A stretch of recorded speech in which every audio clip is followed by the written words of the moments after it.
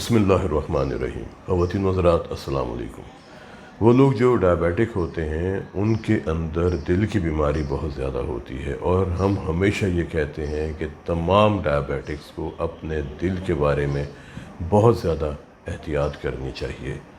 Diabetics को अपने blood pressure पे निगाह रखनी चाहिए, डायबिटिक्स को अपने खून में चिकनाइयों पे निगाह रखनी चाहिए, डायबिटिक्स को अपने वज़न पे निगाह रखनी चाहिए, अपने खून में शुगर की मिक़दार पे निगाह रखनी चाहिए कि 2-3 महीनों में उनका लेवल कितना रहता है, उनकी A1C कितनी रहती है। शुगर के मरीज़ों को ये बात जहन में रखनी चाहिए कि एक तो इनमें दिल की बीमारी के इम्कानात आम लोगों के मुकाबले में जिनको शुगर नहीं होती ज़्यादा होते हैं, डबल हो जाते हैं, और दूसरे वक्त से पहले हो सकते हैं, जवानी में हो सकते हैं।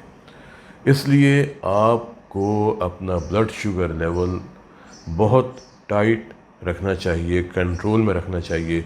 और ये गलत बातें हैं कि पहले ब्लड शुगर लेवल कहा जाता था कि 160 तक होना चाहिए, और आज ये कहा जाता है कि 140 या 130 से कम होना चाहिए।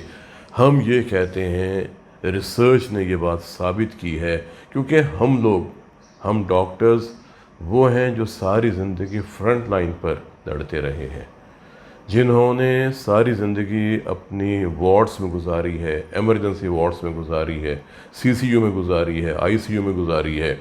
तो हमें मालूम है कि वो लोग जिन्होंने अपने तमाम रिस्क फैक्टर्स को मॉडिफाई किया, जिन्होंने अपने ब्लड शुगर पे निगाह रखी, सिंपल सी बात है, आपको याद रखना चाहिए 100 और 140 जितने डायबिटिक्स हैं।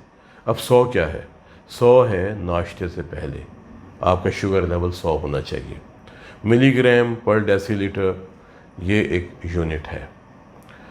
इसी तरह नाश्ते के 2 घंटे के बाद या खाना खाने के 2 घंटे के बाद 140 मिलीग्राम पर डेसीलीटर होना चाहिए। 100 और 140।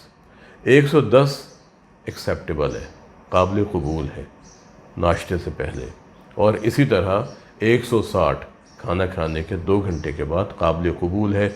लेकिन लेवल आपका 100 और 140 अगर रहेगा तो बहुत अच्छा है। इसी तरह आपकी हीमोग्लोबिन A1C भी 5, 5.5 और 6 तक रहनी चाहिए। जितनी ज़्यादा होगी इसका मतलब ये है कि 2-3 महीनों में आपका शुगर लेवल प्रॉपर कंट्रोल में नहीं रहा है। शुगर के मरीज़ों में दिल की बीमारी खामोशी से पैदा हो सकती है। दिल की बीमारी वो होती है जो सिर्फ दिल तक महदूद होती है, लेकिन कार्डियोवैस्कुलर बीमारियां आपने अक्सर सुना होगा। कार्डियोवैस्कुलर का मतलब ये है कि इसके अंदर दिल भी इन्वॉल्व होता है, और इसमें वेसल्स नालियां भी इन्वॉल्व होती हैं, चाहे वो दिमाग की नालियां हों। अगर दिमाग की नालियां इन्वॉल्व होंगी तो फालिज हो सकता है, अगर गुर्दे की नालियां इन्वॉल्व होंगी तो गुर्दा ख़राब हो सकता है, अगर आँखों की खून की नालियां इन्वॉल्व होती हैं तो उसकी वजह से इंसान को बिनाई का मसला हो सकता है, और अगर टांगों की नालियां इन्वॉल्व हो जाएं, जिनको हम कहते हैं पेरिफेरल आर्टीरियल डिजीज़, तो फिर टांगों में दर्द शुरू हो जाता है, टांगों में खिंचाव शुरू हो जाता है, पाँव ठंडे हो सकते हैं। खुदा न खासा अगर कोई लोथड़ा आके फंस गया, उसकी वजह से पाँव इतना ठंडा हो जाता है, पाँव की सर्कुलेशन इतनी कम हो जाती है कि बाज़ औक़ात कुछ लोगों में पाँव काटने की नौबत आ जाती है। फिर इन्हीं नालियों की तंगी की वजह से मर्दों के मसाइल पैदा हो जाते हैं, इरेक्टाइल डिसफंक्शन हो सकता है। इसलिए डायबिटिक्स को अपनी शुगर के हवाले से बहुत सोचना चाहिए, उनको अपने शुगर पर निगाह रखनी चाहिए। शुगर के तमाम मरीज़ जानते हैं कि शुगर की बीमारी 2 तरह की होती है, एक टाइप 1 डायबिटीज़ और एक टाइप 2 डायबिटीज़। टाइप 1 डायबिटीज़ वो बीमारी होती है जो बच्चों में होती है या उन लोगों में होती है जिनमें लबलबे के सेल्स काम करना छोड़ जाते हैं, इंसुलिन बहुत कम बनती है, और इसके लिए हमें बाहर से इंसुलिन देना पड़ती है। लेकिन टाइप 2 वो बीमारी है जो आम तौर पे ज़्यादा उम्र के लोगों में होती है, उन लोगों में होती है जो खाने पीने के बहुत ज़्यादा शौकीन होते हैं, جن کا وزن بہت زیادہ ہوتا ہے، جو چلتے نہیں ہیں، جو واک نہیں کرتے، جو ہر وقت بیٹھے رہتے ہیں، جن میں سستی بہت زیادہ ہوتی ہے، کاہلی بہت زیادہ ہوتی ہے، ان لوگوں میں ٹائپ 2 ڈائبٹیز بہت زیادہ ہوتی ہے۔ اور ٹائپ 2 ڈائبٹیز کا علاج بہت آسان ہے۔ آپ اپنی زندگی میں سادگی اختیار کر لیں، اپنے کھانے میں سادگی، اپنے معمولات میں سادگی، اپنے رہن سہن میں سادگی۔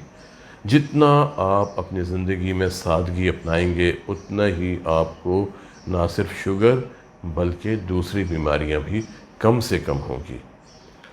آپ کی خوراک میں پھل زیادہ ہونے چاہیے، آپ کی خوراک میں سبزیاں زیادہ ہونی چاہیے۔ وہ چکنائی جو روم ٹیمپریچر پر جم جاتی ہے، جیسے مکھن ہے، گھی ہے، کوشش کریں کہ اس کو کم سے کم کھائیں، اتنا کھائیں جتنا آپ اس کو استعمال کر سکتے ہیں۔ آپ کی خوراک میں تیل زیادہ ہونے چاہیے، اور تیل بھی جیسے سرسوں کا تیل ہے یا کینولا ہے، یا اگر دستیاب ہے تو آپ زیتون کا تیل بھی استعمال کر سکتے ہیں۔ آپ کی خوراک میں دیسی مرغ ہونا چاہیے جو گھروں میں پالے جاتے ہیں، جن کو خوراک دیسی دی جاتی ہے، جن کو بازار کی خوراک نہیں دی جاتی۔ پھر آپ کی خوراک میں دریائی مچھلی اگر ممکن ہو سکے تو وہ ہونا چاہیے۔ آپ کی خوراک میں جھاگ والے مشروبات نہیں ہونے چاہیے۔ بازار میں ملنے والی ڈبہ بند خوراک آپ کی صحت کو بہت نقصان پہنچاتی ہے۔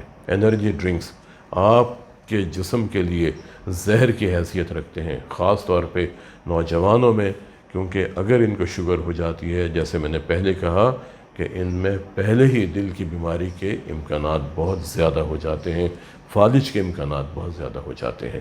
اگر آپ تمباکو کا استعمال کرتے ہیں، تمباکو بند کر دیں۔ تمباکو کسی بھی شکل میں، سگریٹ ہے، الیکٹرانک سگریٹ ہے، شیشہ ہے، پائپ ہے، سگار ہے، پان والا تمباکو ہے، سب بند کر دیں۔ نسوار بہت نقصان دہ ہے۔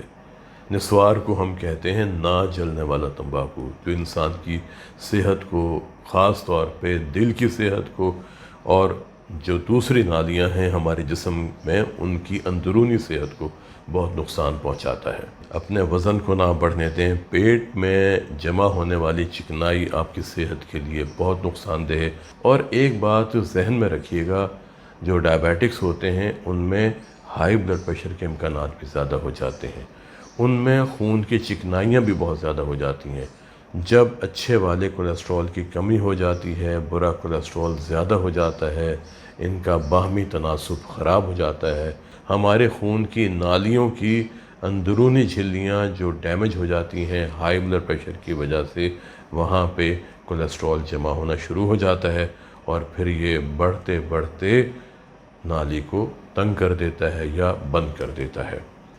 ایک بات ذہن میں رکھیے کہ اگر پانی کے پائپ پریشر زیادہ ہونے کی وجہ سے پھٹ سکتے ہیں، اگر گیس کے پائپ، گیس کا پریشر زیادہ ہونے کی وجہ سے پھٹ سکتے ہیں، ہمارے جسم میں جو خون کی نالیاں ہیں، جو ویسلز ہیں، یہ کسی لوہے کی نہیں بنی ہوئی، یہ کسی ایسی دھات کی نہیں بنی ہوئی ہیں جو پھٹ نہ سکیں، یہ ٹیشوز کی بنی ہوئی ہیں۔ اور اگر بلڈ پریشر زیادہ ہو تو ان کی اندرونی جھلیوں میں زخم آ سکتا ہے، ان کی اندرونی جھلیوں میں سوزش ہو سکتی ہے، ان کی اندرونی جھلیوں میں کریک آ سکتا ہے، یا اگر پریشر بہت زیادہ ہو جائے تو یہ نالیاں پھٹ بھی سکتی ہیں۔ اس لیے میں تمام شوگر کے مریضوں کو کہوں گا کہ آپ ABCs یاد رکھیں۔ A فار ہیموگلوبن A1C، کہ آپ کا شوگر لیول پچھلے 3 مہینے میں کیسا رہا، اور میں نے آپ کو بتایا کہ یہ 6 تک رہنا چاہیے، 6 سے زیادہ نہیں ہونا چاہیے۔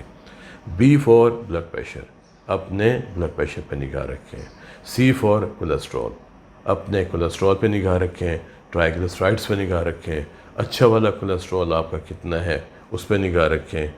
اور S اسموکنگ، کہ آپ نے سگریٹ نہیں پینا اور ساتھ میں الکوہل کا استعمال نہیں کرنا، اور آپ نے ان سب کے ساتھ آپ نے دواؤں کی پابندی کرنی ہے۔ اگر آپ کو گولیاں دی گئی ہیں ان گولیوں کا استعمال کریں، اگر آپ کو انسولین کا ٹیکہ دیا گیا ہے تو انسولین کا ٹیکہ استعمال کریں، لیکن آپ نے اپنے خون میں شوگر کی مقدار کو 100 اور 140 کے درمیان میں رکھنا ہے۔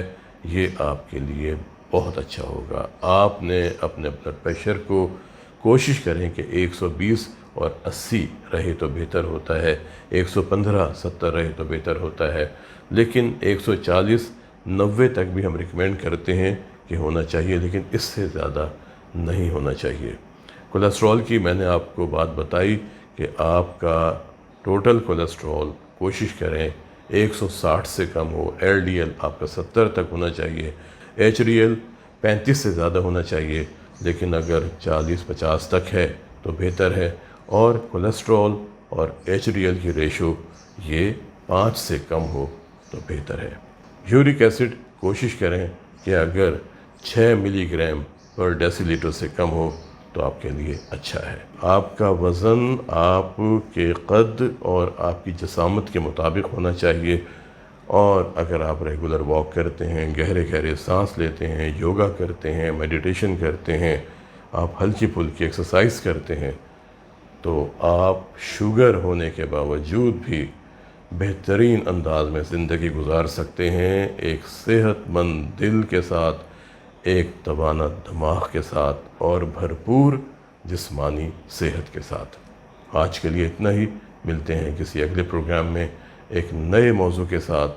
اپنا اور اپنے خاندان کے افراد کے دل کی صحت کا بہت خیال رکھیں، اور کوشش کریں کہ زندہ رہیں ایک مضبوط، صحت مند اور توانا دل کے ساتھ۔ السلام علیکم۔